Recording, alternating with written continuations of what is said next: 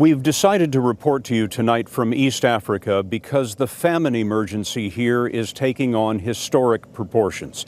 Tonight, the United Nations says 3.7 million people face starvation, and the U.S. government estimates that 29,000 children under the age of 5 have died in the last 90 days.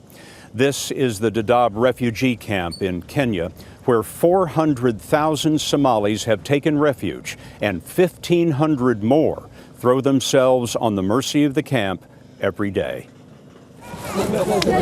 These are the new arrivals. You know them by the faces dusted with the desert and by the eyes that have seen too much. Medina Ali was one of those waiting to be admitted to the camp. She sat with the quiet resignation of a woman who had fought to save her children in an unforgiving land. How long were you walking? 17 days. And how many children do you have with you? 4 children. 4 children. Did all of your children survive the journey? One boy died on the way.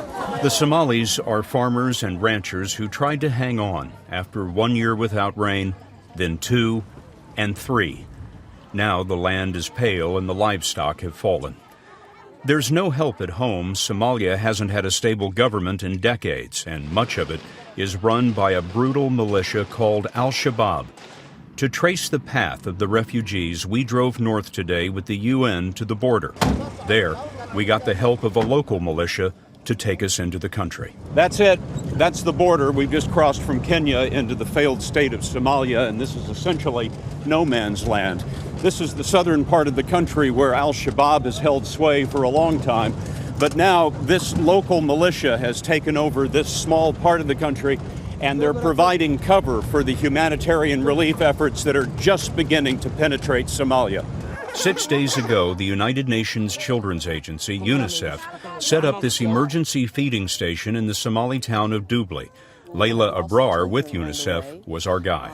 They come in groups from these villages, and so they kind of help each other along the way. But by the time they get to a place like Doble, which is a transition village, or they come to the camps in Dadaab, they are barely alive. This is Medina, who told us that she walked 3 months before she reached this place yesterday. Did all of your children survive? 2 children died on the way. How old were the children? One was 8 years old and one was 9 years old. Where did you have to leave them? We left them exactly where they died because we didn't have the strength to carry them, and we didn't have the strength to bury them. Sarur Dabo walked in with her 1.5-year-old granddaughter. UNICEF's Malid Warfa showed us how they use this tape to diagnose malnutrition. Anything in the red is life-threatening. She went beyond the green, and she went beyond the yellow, and she even went far beyond the red, and she's there.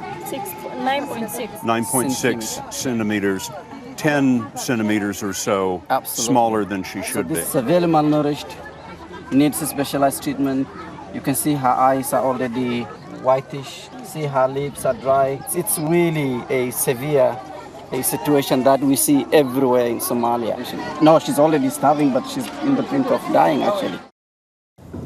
Tonight, the United Nations says the number of acutely malnourished children, like the one you just saw, comes to 340,000. Late today, the White House announced the United States will send another $105 million in emergency relief.